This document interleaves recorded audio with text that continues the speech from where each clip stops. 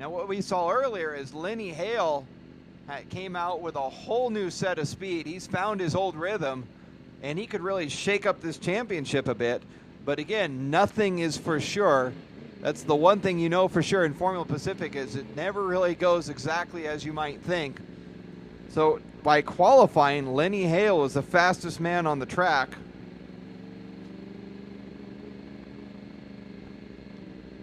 But I've seen all the riders out here go much faster than their qualifying times.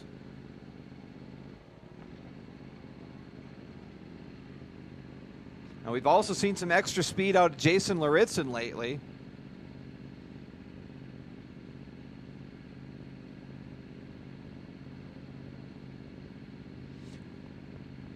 And Eric Branson has a start that's not the last row.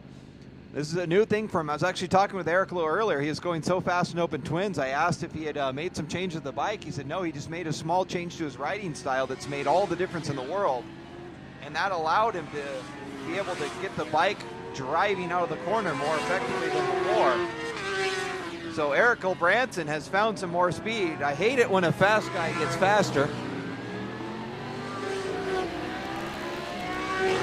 Bikes on course, starting off number 171, Bobby Parisi. Davey Dorflinger's on 789. Joy Hinga with the golden gem on number 82. 76 is Warren Williams. Daytona Anderson, 104R.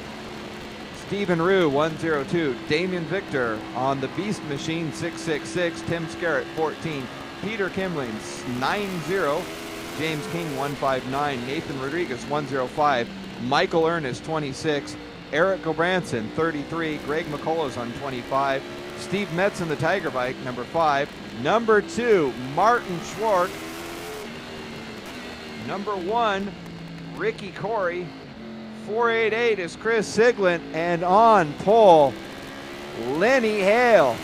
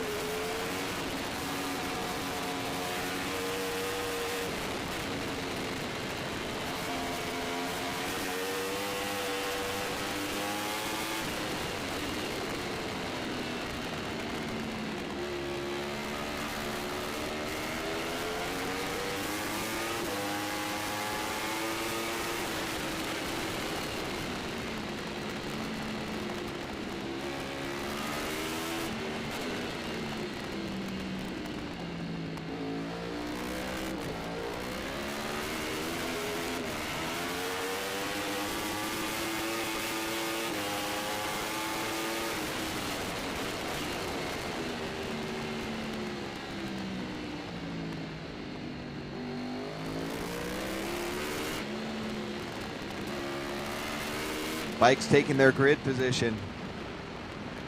This is it. This is a class where your bike can be big and bad, and F definitely is. Sometimes some 600s do reasonably well out here. By reasonably well, I've seen them on the podium, but this is mainly a 1,000 club. Lenny Hale, after a phenomenal run this morning, just walking away from Chris Siglent and Ricky Corey. Martin Schwartz with just an incredible dedication to training. Jason Laritzen seems to have sorted out some of his sputtering problems and found a good rhythm out there too. And Sebastian Ferrara, always see one board is up now. On its side, revs come up. Green flag, and we're a go, and the whole shot's going to be Chris Siglent, followed by Ricky Corey, then Lenny Hale in that order. Let's watch turn 2. That's where it got real interesting last time. Chris Siglent, Ricky Corey, there's nothing between them as they go out of turn 1. And look at Lenny Hale, big wheelie out of, and there he goes in turn 2. Outside again, he gets around Ricky Corey. He's being held out to dry by Chris Siglent, but he's still charging hard. Lenny Hale is trying to get it done. He gets in front of Chris Siglent on the outside in turn number 2. He's trying to keep it on. It looks like that maybe Martin Schwartz up into 3rd place now. Ricky Corey dropping back to 4th. And Sebastian Ferrara in 5th place as they go over the top of the hill. They're charging hard. Lenny Hale is up in front. We know his tires can last 6 laps. Can they last 8?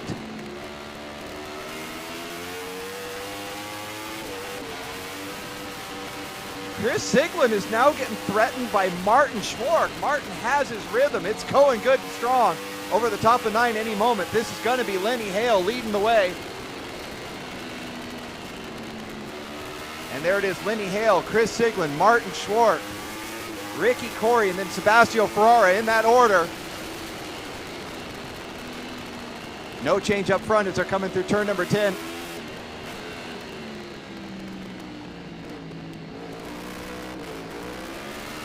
No change still. Lenny Hale just putting it down.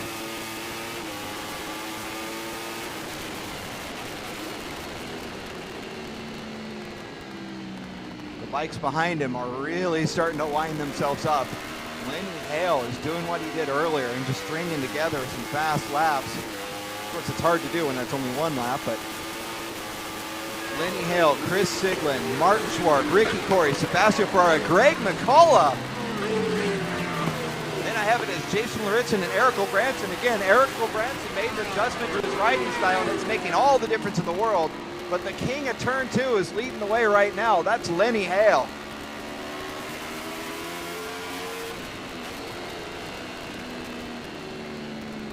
Ricky Corey's going to need to get around Martin Schwartz soon if he's going to threaten for the lead. But one thing I know for sure is Ricky Corey has the ability to sit back and take it in for a while and then wick it up when he needs to. Right now he may be just kind of conserving things just a little bit.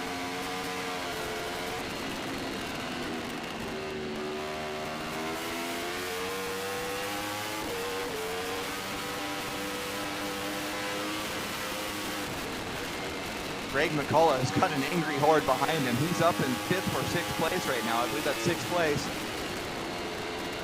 He's really having a lot of fun out there. Lenny Hale up over the top of the hill. Then there comes Chris Siglin. Martin Schwark is getting threatened. Here comes the pass right here. It's going to get done. Ricky Corey is past Martin Schwark. He's into 3rd place now. Martin Schwark is putting up a little bit of a fight, but Ricky Corey needs to check out and get it done. You can see that bike. He's just struggling to keep that front wheel down. Again, it looks to me like his traction control is kicking in and bringing that front wheel back down as he's trying to get all that power to the rear wheel. Up onto the front straightaway, this is going to be Lenny Hale up in front. Chris Siglin, and look at Ricky Corey has made up all the distance to Chris Siglin. He's hot on his tail now. He's not going to pass right now, but he's going to catch him by probably about turn number 2. Sebastian Ferrara is now threatening Martin Schwark for 4th place. Ricky Corey, Chris Siglin. This is the contest we've seen time and time again throughout the years. We've seen it on 600s, we've seen it on 1000s.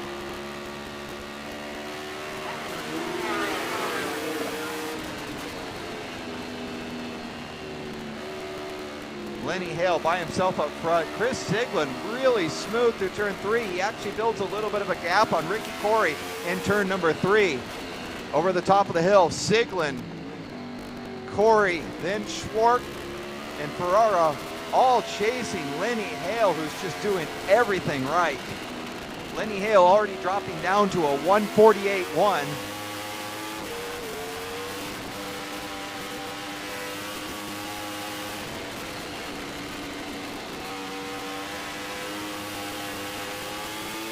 There's only one other rider who's right now going as fast as Lenny Hale, and that's Ricky Corey. He turned a 148.3, catching up to Chris Siglin. So if you do the math, Ricky Corey is actually faster on the track than Siglin right now. The problem is he's got to get past that black and yellow BMW. And it looks like he just got that done over between 10 and 11. Ricky Corey is now in 2nd place, charging over into turn 14. Siglin and Corey, we're going to see what happens to the front straight. Siglin's looking to make a move on the inside on 14. I can't see if that's going to work or not, but here comes Lenny Hale out in front. It did not work as Ricky Corey is back up in 2nd place. Then Chris Siglin, Martin Schwartz, Sebastian Ferrara. And that's a drag race. Ricky Corey wins that one.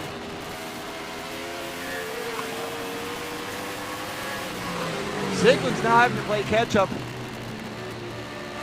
But do we have enough laps for Ricky Corey to catch up to Lenny Hale? And the side question to that is, will Lenny Hale's tires last the distance?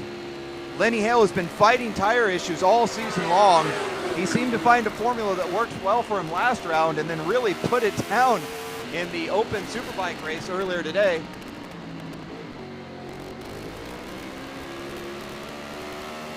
Lenny Hale dropping into the 147s.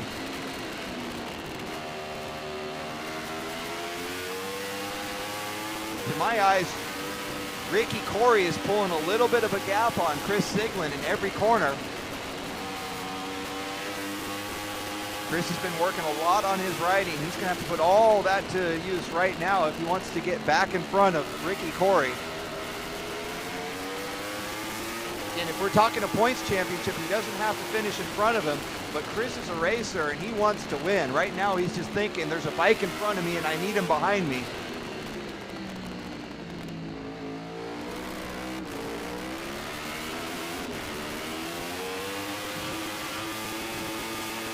And I'm thinking right now, Ricky Corey has his sights set on Lenny Hale. He doesn't want second place. He wants a win. He's stringing together a lap that he needs in order to catch up to Lenny Hale. Cross flags are out. We're halfway through. That's 4 laps down, 4 to go.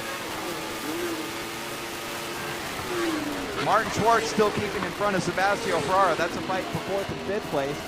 Lenny Hale is slowing down a little bit. Ricky Corey speeding up, but at their current rate, Hale is still a little bit faster than Ricky Corey.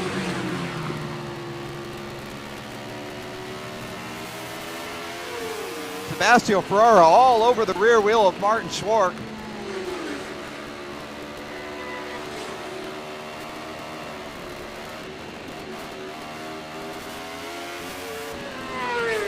Greg McCullough with kind of a lonely ride there in 6th place.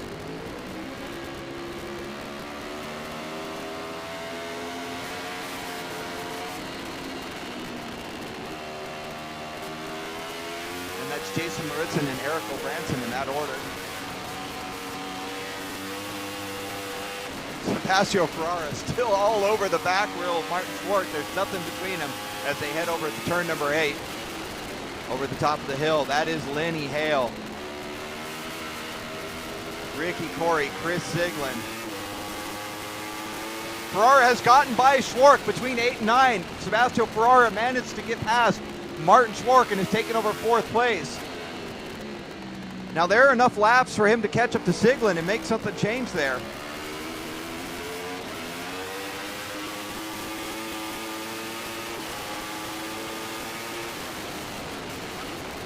Through the back straightaway.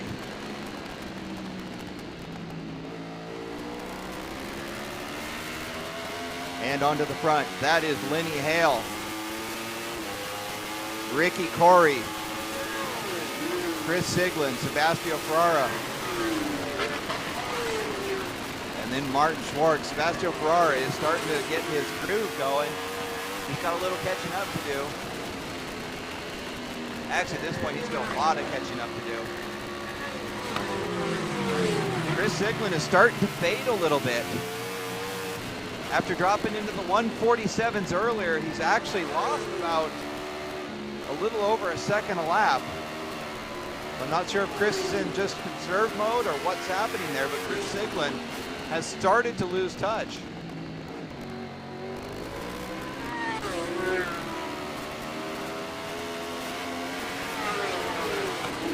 Joey Higa keeping it in front of Warren Williams.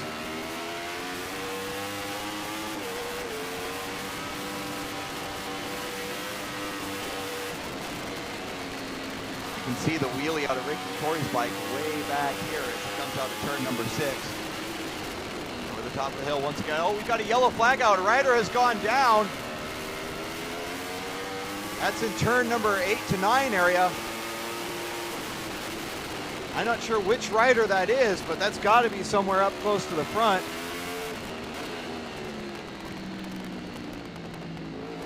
I'm getting reports that no, that was a little earlier. Our riders up front are good, but there is a...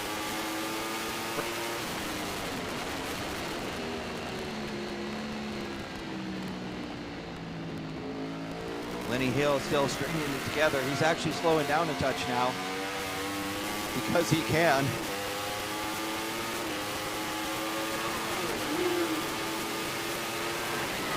things are straightening themselves out now. The top 5 have all settled into their own little position. Nothing's going to change in this lap unless a rider makes an extreme error. A little further back, we have in 6th place Greg McCullough, then Jason Laritzen, Eric Gulbranson,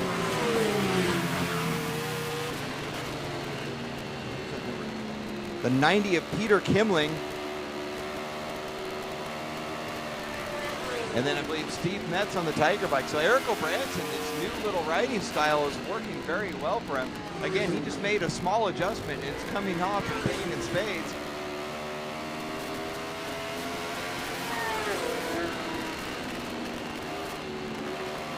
Lenny Hale by himself up front. Ricky Corey, Chris Siglin, Sebastian Ferrara, Martin Schwartz. Look at that battle for about 7th place. This is where all the action is right now. 4 bikes going at it. Greg McCullough has found a rhythm by himself, but Jason Laritzen, Eric Gulbranson, Peter Kimling, and Steve Metz have formed a little train back there fighting for 6th, 7th, and 8th place. Excuse me, that's 7th, 8th, and 9th place. And 10th place too. Lenny Hale coming onto the back straightaway. Ricky Corey, Chris Siglin, Sebastian Ferrara, Martin Schwartz. Right now, there's no change.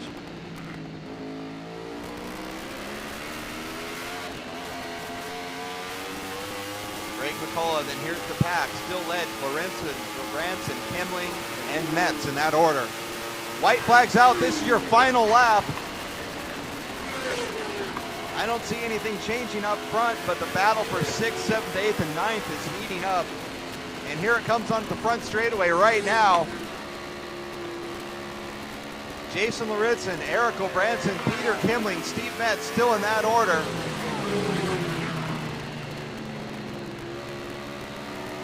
The 4-bike train is working their way on through.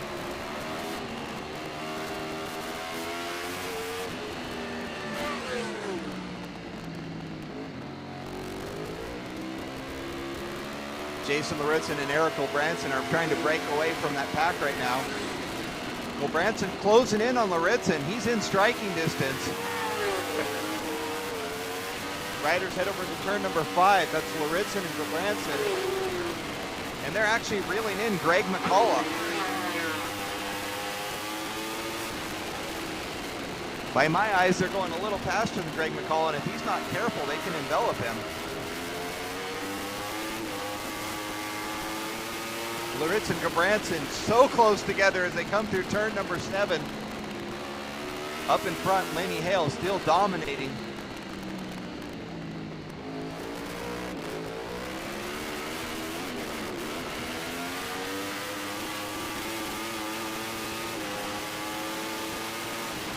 Gulbranson's only got a couple corners to make things happen. They head into turn number 10. Eric Gulbranson flying into 10. As they come out of the corner, he's got to get a great drive. He wants to make something come to fruition before turn number 14. Checker flags out. That's Lenny Hale. Chris Iglin's in 3rd. Ricky Corey in 2nd. Sebastian Ferrara 4th. So again, that's Hale, Corey, Siglin. That's going to be your top 3 for your podium celebration, but we still got some racing here. Martin Schwartz in 5th. And look at that, Gulbranson got it done. He got in front of Jason Laritzen and Steve Metz. Actually, Laritzen fell back a couple places, it looks like to me. He must have had a moment over there at turn number 14 as Jason Laritzen fell way back to 10th place. So that's Gulbranson, Kimling, Metz, and then Laritzen. That's your top 10.